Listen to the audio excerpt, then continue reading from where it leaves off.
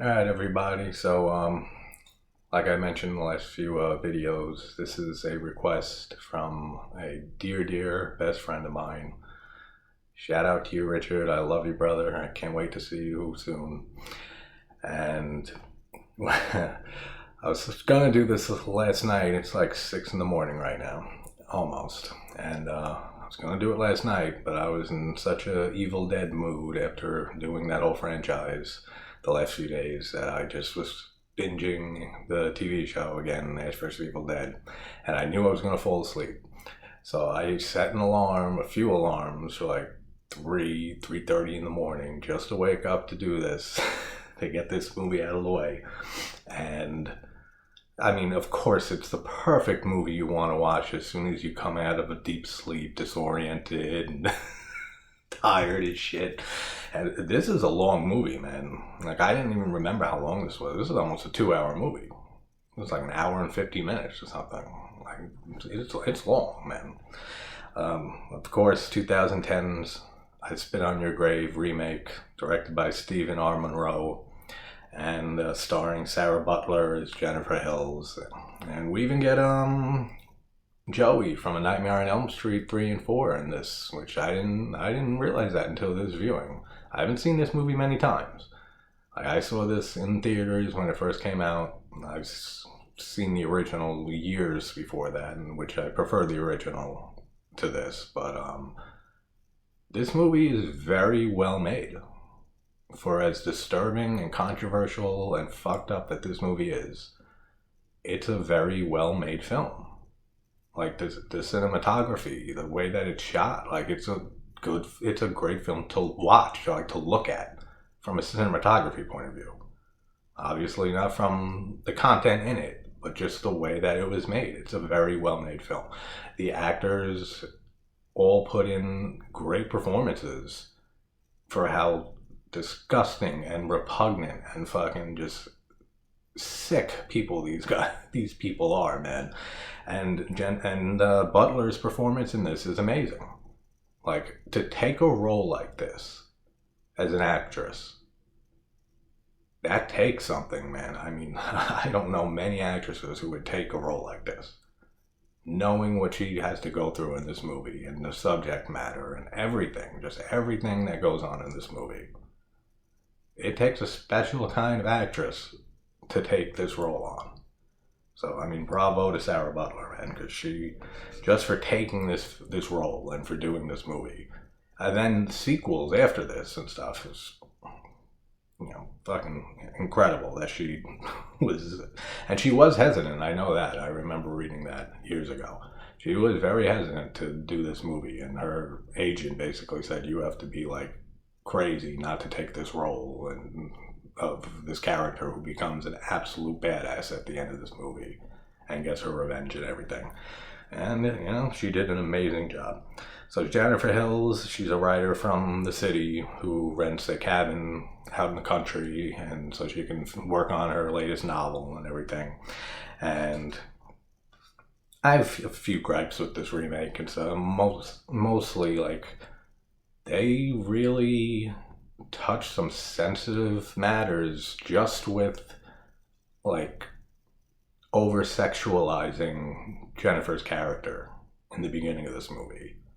Like in the original, they don't do that as much. They don't like show her body off and stuff like that. Like the first shot when she gets to the gas station is just on her tight jeans, and then she takes her jacket off and she's wearing the tight shirt and everything, and then she's in her bathing suit later, like on the dock outside the cabin, and and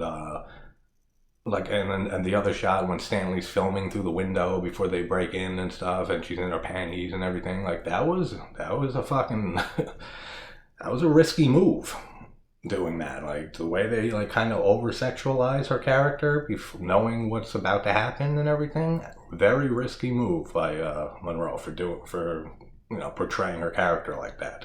Because believe it or not, I mean, I'm sure most can believe, there are sick fucking people out there who will get turned on by this shit, which is absolutely disgusting. But they are out there, trust me. Like there are sick people out there that would definitely get their kicks from the beginning of this movie and seeing this actor, because she's a beautiful woman. She is. She's a very beautiful woman, Sarah Butler.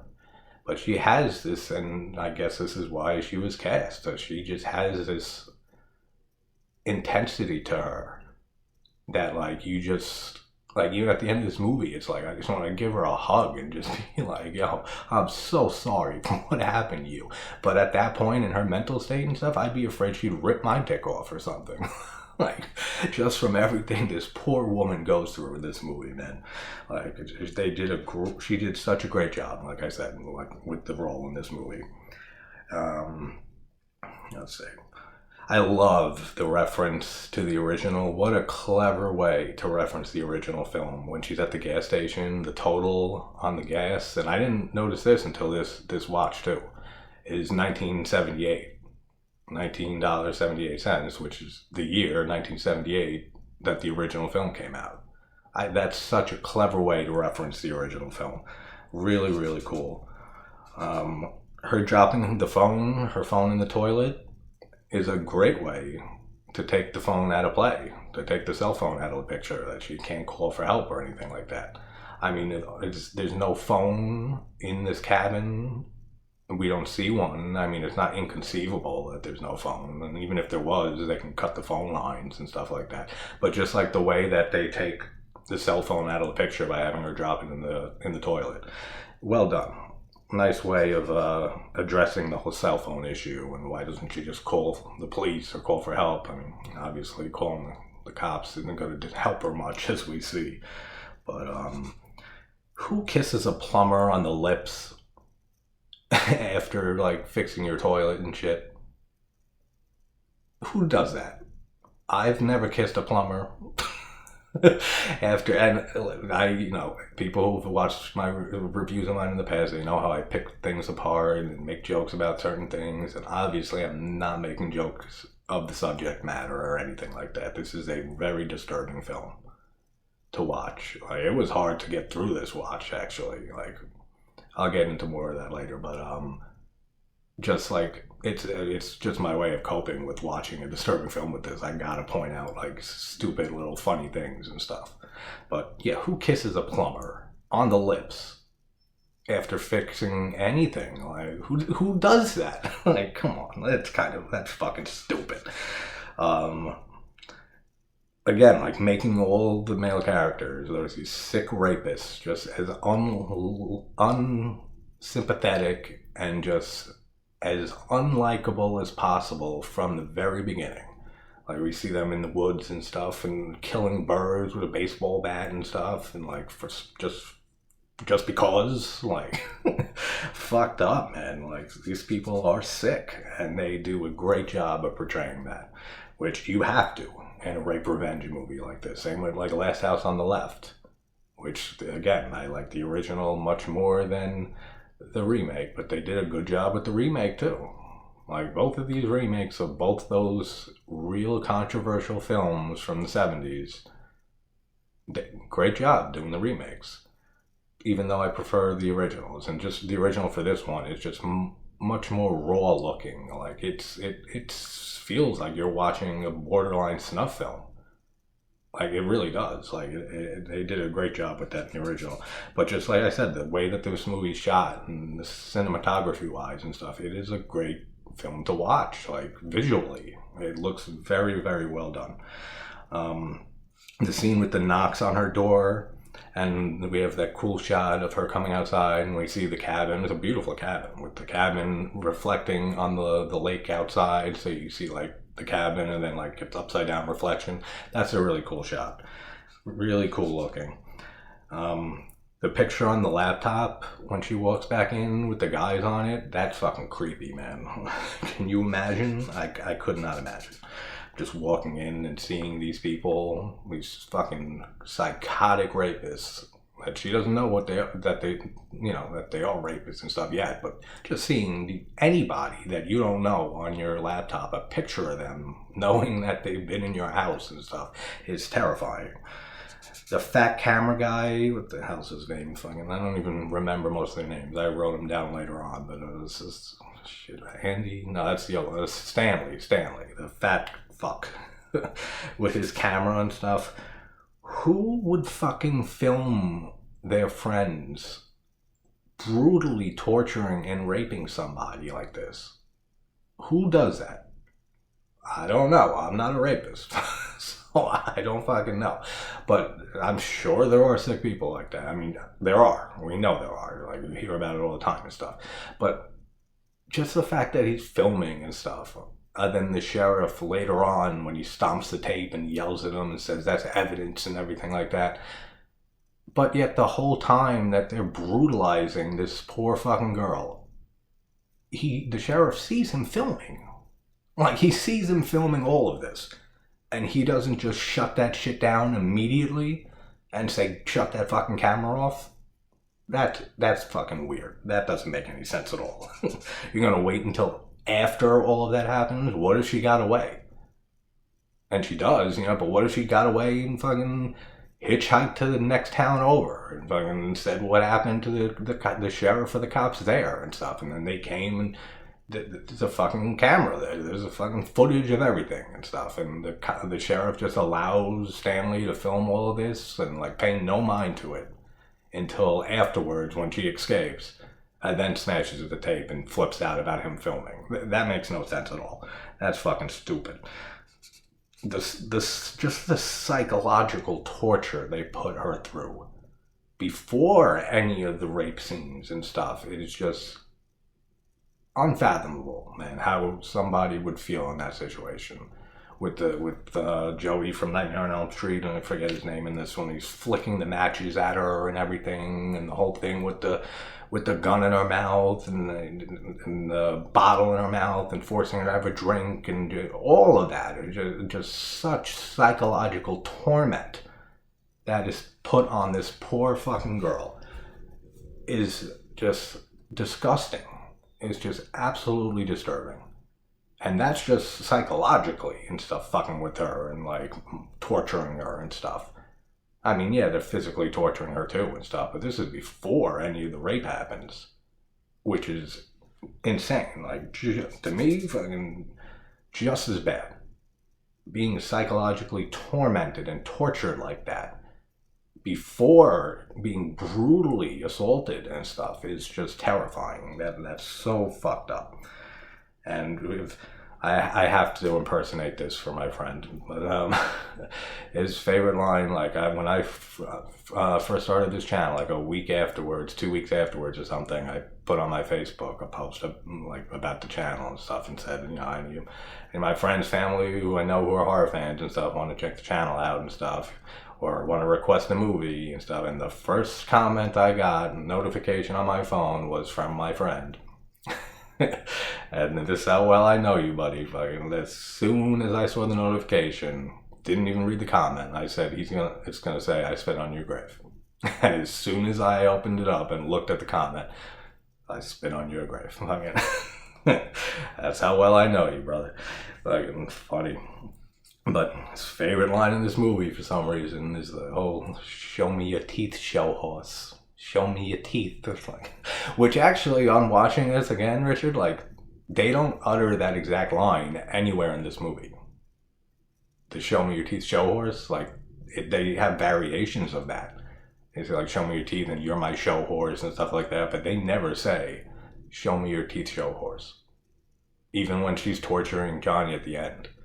Never utters that exact line, which I thought was funny when I was watching this. I'm like, he's been misquoting this like for 10 years now, over that. But man, could you even, this too, like, could you imagine going through all that psychological, physical torture and stuff and escaping when she maces Stanley in the face and runs out and stuff, and running into a sheriff and thinking you're safe and thinking like, oh, thank God, like I'm okay now, I found a cop. And then him turning out to be like the sickest rapist out of all of them. Like, holy shit, dude. That's so fucked up. Jesus Christ. Like, Jesus, man. That, for some reason, it reminded me of like 1408 when Michael Enslin thinks he gets out of the hotel room and stuff, and he thinks he's out. Then they break the whole bank apart and stuff, and he's still in there, and he's like, I was out. Like, it reminds me of that for some reason. Just like that glimmer of hope that you get. Just to have it ripped away from you. And just like rubbed in your face almost. Like, haha, like you thought everything was good, and like it's just about to get so much worse. Like, that reminded me of 1408 for some reason. But that's fucked up, man. Who the fuck, when the sheriff comes into the house and stuff, he's looking around, he's checking, the first thing he checks is the drinks and stuff, and all the bottles of wine and liquor and stuff like that, and she's gonna be there for months. And he finds the joint and stuff with the lipstick on it, and yeah, well, we know, like, after that he's just a sick fuck like the rest of them, and that he's going to brutalize her also. But, like, when he's trying to imply, like, you've been drinking, smoking marijuana cigarettes and stuff like that, who the fuck had some drinks and smokes a joint or two and would think or hallucinate or be so delusional that they would make up a story that they were fucking sexually brutalized and mentally tortured? Like, come on, man. Like, I've had my fair share of drinks in my life, and I have smoked pot in my life numerous times. Never did I ever think anything close to what happens to this poor person happened to me. Like, that's fucking insane. Like, that, just the implication that she's that drunk and stoned that she thinks has happened to her, or that she's making it up and stuff. Get the fuck out of here. That's so stupid. Again, with the camera and stuff, like, the sheriff doesn't say a fucking word. Nothing. Throughout all this. And then just later gets furious about it and stomps the tape. So stupid. That makes no sense again at all. Then we have just the rape scenes. That's all. That's all I can say. Like, I'm not even gonna get into it. The only thing I can say is that fucked up line from the sheriff of "I'm an ass man," and the only reason I bring that up is because it comes into play later at the end. But yeah, all that shit happens. Fucked up, man. And like I said, I've said in previous like videos, like one or two, that like no horror movie like scares me. And I said that like I can put myself in the character's shoes and everything, and like judge from there and put myself in their position and be like, yo, that's fucking terrifying, or I would be scared shitless in that situation, or whatever and stuff. There's no really movie that's ever affected me except for Megan is Missing. If anyone's seen Megan is Missing, that found footage movie and stuff, that movie, and I know another YouTube reviewer and stuff that I've been following for years, that I'm friendly with, I talk to from that every now and then, who had the exact same reaction.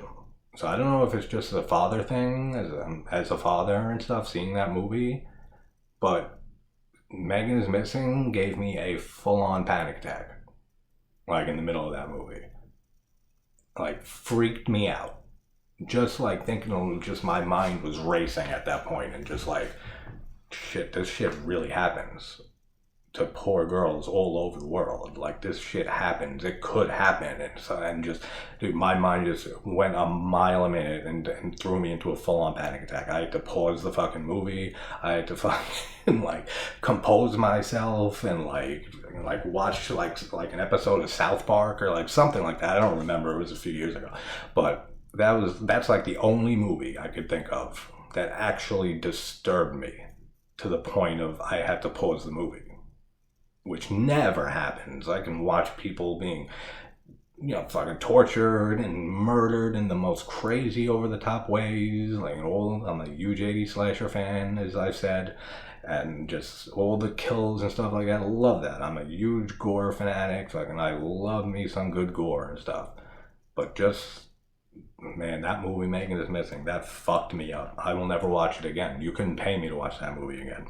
And it kind of played into this too on this rewatch, like, maybe because the last time I saw this movie was probably before my daughter was born, and watching it now almost gave me the same reaction. Like, nowhere near like that or close to a panic attack or anything like that, but like just disturbed, man. Like, this movie is so fucking disturbing. And I cannot believe that it was released in theaters. I really can't. Like, even though it was released unrated, like, it wasn't rated R, like, they would never got a fucking R rating for this movie, ever. Like, no matter how much they cut from this movie, still would not have gotten an R rating, in my opinion. But they released it unrated, and I was working at a movie theater back when this came out in 2010.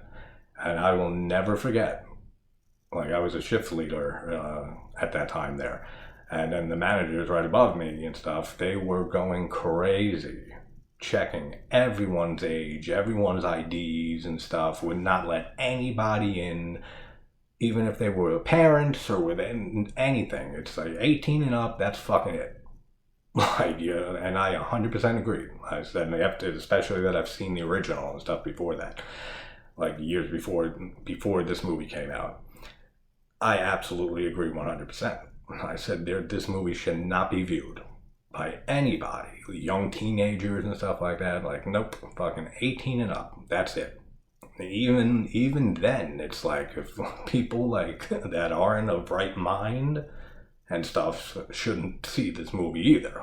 Like, there's some sick people out there, and what are you gonna do? But I cannot believe that this was released in theaters and not just like straight to DVD or video on demand or something like that. Like, especially with the controversy in the 70s of the first movie. Like, this was like one of the main like video nasties in the UK and everything, when they had that whole MPAA video nasty craze and stuff with the VHS releases of horror movies and everything. This was like at the top of the list, the original. And just having the remake and stuff like be released in major theaters, that's fucking crazy. And after all that insaneness, Jen is like filthy walking through these woods and stuff, and then right before she jumps into the lake, she's like practically completely clean. Like, I just noticed that, like, she's like not dirty at all, almost, like right before she jumps in the water. I don't know, just an observation. The whole point of trying to make Matthew, the retarded one, trying to make him sympathetic, almost, that they try to do here, no. Just no. Like, it flat out no. Does not work for me one bit. And I don't think it works for many people. The idea of trying to make this mentally ill, mentally handicapped person sympathetic and like feeling guilty about what he did, no. It just doesn't work. There's no way. After what he does to this woman, there's no sympathy there. Doesn't matter what. It's like that age-old excuse when a boyfriend or girlfriend or the wife, husband, whatever, fucking cheats on their significant other while they're drunk or fucked up on drugs or something like that, and then hides it, and it doesn't come out until later, and then finally the truth, as it always does, inevitably comes out. And the classic excuse of, I didn't mean to do it, I was just so drunk, I didn't know what I was doing. It's fuck you. Like, fuck you. Like, that's not an excuse. I've been drunk out of my mind many, many times in my life. And I have never not knew what I was doing. Ever. Even in a few occasions, I'm not a big drinker, but even the few occasions that I was like blackout drunk almost, I still knew what I was doing. 100%. So, like, using that excuse, and it's like the same thing in here. I don't care what your mind state is. I don't care how mentally ill you are and not with it and stuff like that. You're fucking tormenting and raping some innocent woman. No, there is no sympathy. There is no fucking sympathy at all. And the way they try to play that in with this movie just does not work at all. Like, in no fucking way. And like, how many times has the sheriff and these fucking scumbags done this? Like, there's a quick little scene, like, after she's been missing and stuff, where this other chick pulls up to the gas station, and you see Johnny, like, saying, can I fill you up, and whatever, and the double entendres used in this movie is fucking, it's clever, but it's still sick, like, can I fill you up, and stuff like, sick shit, but clever the way they use those little double entendres, those double meanings and stuff with some of the lines. But how many times have they done this? Because he's talking to another girl who comes up to the gas station. It seems like they've fucking done this before. Like, that's what I took from that little scene with the other woman driving up to the gas station and Johnny hitting on her. Maybe they've been doing this for fucking years. Maybe, like, and that's even more terrifying, just thinking about that. Like, and how fucked up the sheriff is and everything, and that he would allow this to happen in his town and everything. Like, that's fucking scary. Like, how many times have they done this? Is this the first time they've ever done this? Doesn't seem like it with the fucking way these people are, man. It really doesn't. Especially the sheriff and Johnny. It's like, definitely a thought that comes to mind that, like, have they done this before? I'm pretty sure they've done something or at least similar sick shit, or would plan on doing this again afterwards, just from the way he hits on that one girl at the gas station. Like, that's fucked up. Like, so fucked up. And they say that she's been missing like a month or more. The guy who like leases the cabin out, the old guy. And man, that's a fucking long time to be living in the woods and like surviving on eating just wildlife and fucking birds and shit. Like, even after she escapes, she still has to go through fucking hell to survive. Which just is a testament to, like I said earlier, of how strong a woman this is. That no matter what she went through, she still had the will to live and still had the will to survive. And then, had the will to take revenge on these fucking scumbags, these repugnant motherfuckers. Just, what a great character, man. Like, she did such a great job doing this, as I said earlier, doing this role and everything. Just portrayed it so well. When she goes to Matthew and when she starts taking her revenge on everybody, and she goes to Matthew and she's saying like to come sit next to her and stuff like that, and he says I tried to help you, whatever she says to Matthew, she's like, I know, Matthew, like, you tried to help me. Did I miss something?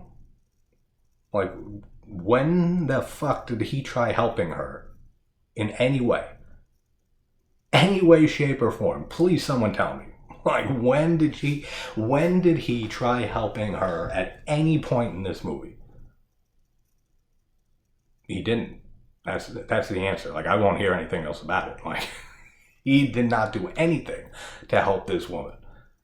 I mean, yeah, he was hesitant at the beginning, saying, I don't want to, and stuff. That ain't helping. That's like fucking...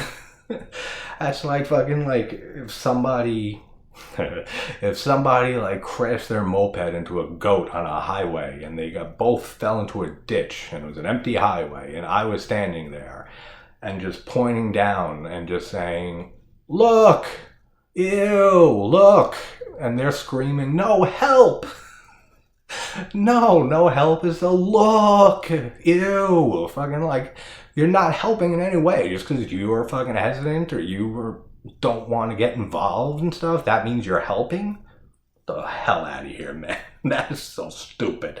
When did he try to help this woman? Never. That's the answer. So I never understood that line. I mean, maybe she was just fucking with him, which makes sense. I know you tried to help and stuff, and he was so gullible because of, his condition and stuff like that it was just a way to lure him over to her so she can strangle him. But still, like, just that line bothers me. Like, when did he try to help her? Never. That's the answer. Enough with that. And how did she learn how to play the harmonica? And, like, learn to play the exact song that Stanley played? It's not even a fucking song. It's like 3 notes. And he refers to it as someone's playing your song. It's not a fucking song, dude. It's like that's not a song. That's just like 3 fucking notes. Not a song. But how did she learn how to play the exact song? Like, how did she learn to, like, play the harmonica? Granted, like I said, I'm a musician. I play harmonica a little bit. It's not the hardest instrument in the world to learn. But just to, like, learn those exact... and remember even that little song that he played after everything that you've been through, after the brutalization of and the torture and the psychological torment, and then living in the woods for a month on fucking birds and other wildlife and no shelter really or anything, like, you're gonna remember the exact 3 notes that this fucking fat fuck played on a harmonica. I don't know. That was just that was just a little observation of mine. I said, how did she learn how to play that? And then we just have all the Deathsmen, which is just so good to see. Which is, oh, I love it. Just seeing these people being murdered in the most vicious ways. Amazing. So good. And it's still not satisfying enough. It's still not enough. Not enough at all. We have Stanley's death with the fish guts when she puts the fishing hooks in his eyelids and wraps it around the tree and stuff, so his eyelids are just open the entire time. And like I said in the Butterfly Kisses review and stuff, like, what's people trying to stare for an hour down the tunnel in that movie and stuff, like how after a few minutes, anyone who's done staring contests and stuff like that, your eyes start to fucking kill you, man. And even he says and stuff, when she comes back after setting Andy's death up and stuff, saying, like, I can't take it anymore. Like, yeah, you can't take it anymore. Fucking keeping your eyes open, your eyelids open like that for minutes and minutes and minutes, yeah, you're gonna fucking feel it, dude. And then she puts the fish guts in his eyes, and then we see the birds and stuff, and I love how she's filming it. Like, and just the whole way during all of her revenge kills and everything, how she reuses the lines that each character said to her when they were tormenting her and so is awesome. That's so awesome. What a nice little touch. But just the fact that she has the camera filming him as the birds come and peck his eyes out and everything and kills him, awesome. So good. Then Andy's death with the bathtub and stuff, with the lye she pours in it. That might be probably my favorite kill in this movie. Just like, can you imagine, like, having your face eaten apart by fucking lye? Like, dude, like, that fucking sucks. And I love how they all say, I'm sorry. Or like, please don't, and stuff like that. And she even says to Matthew earlier and stuff, when she says, you know, sorry isn't good enough, and she starts strangling him. You're damn right sorry isn't good enough. Nothing is good enough. Sorry? Are you fucking kidding me? I don't like hearing sorry if someone breaks my favorite coffee mug. Let alone all the shit that is done to this poor person. I couldn't imagine. No way. Then we have, and then like how Andy's face is like all eaten apart and stuff from the lye and stuff when we see the shot afterwards. Awesome. The gore in this movie with the revenge kills and stuff is great. It's very well done. And then we have Johnny's death, man, which, with him with ripping his teeth out and everything. And you can see his teeth, like his real teeth behind the fake teeth that are being ripped out. I noticed that on this watch. Like, I'm like, I can see his teeth though. But like just ripping his teeth out and stuff with the fucking the tool and everything like that, with the wrench, and then just castrates him, man, and shoves his severed dick right in his mouth. Still not enough. Like, not enough. And he just bleeds out, that's it. Fuck that. Like, they should have had her ripping each fingernail out, toenails out, fucking like chopping off limbs. They should have just made a whole movie as a sequel to this movie of torturing all of these people for like 3 hours straight. Make it like a fucking Titanic, like 3 hours straight of just torturing every one of these guys, and the sheriff especially. Just a whole movie just based on a sequel to this. Like, make the first movie up until she starts getting her revenge, then this 3 hour long sequel of her killing in the most brutal ways, torturing these people for what they did to her. Because even though it's satisfying to see everything that she does to them, it's not enough. It really isn't. It's just not enough. And then we have the sheriff's death, and after she pretends to be the teacher for the honors program for the daughter, and takes her to the park and stuff. And this, I've always wondered since I first saw it, what happened to the daughter? Like, what did she do with the daughter? Did she kill her? I really don't think she killed the daughter. Like, it just would not make sense character-wise to me that she would hurt the child in any way. I mean, unless she's just so psychologically broken at that point that she doesn't give a shit. But I don't think so. I think she just, like, kidnapped her, not even kidnapped her, but just took her to the park and then just, like, let her go or something, and just to capture the sheriff. But they never address it. They never, like, show the daughter again. They never say what happened to her. So I always wondered, like, exactly what happened. But then we get the awesome death, man, at the end with the sheriff. When she's just fucking, how he wakes up with the shotgun in his ass, and she just starts raping him with the shotgun, saying deeper, deeper, and all that shit. Oh, it's so fucking satisfying seeing this shit happen to this sick fucking guy. And then we just get that great line at the end when he's talking about his daughter. He's like, she's just an innocent girl. And she comes down and looks at him and says, so was I. Like, that fucking line, that line hits, man. That line really hits you. Like, again, like her performance, amazing. That line really fucking hits you when she says that. And because it's so true. She was just an innocent girl, too. And had all of this sick, unfathomable, evil stuff done to her that she that anyone in no way deserves. Just, that line really hits me hard. And then she just ties the string or whatever around Matthew, who's still alive, in the chair, around his hand and stuff, which I thought was a little cool, that she ties it around his hand like he used to have he had the rubber bands around his wrist that he used to flick and stuff, so she ties the rope around his wrist. I don't know if that was intended, but like I noticed that, and I said, I wonder if that's like a little symbolism of like the rubber bands earlier and stuff. And just said, like, he's gonna be waking up, tell him not to move.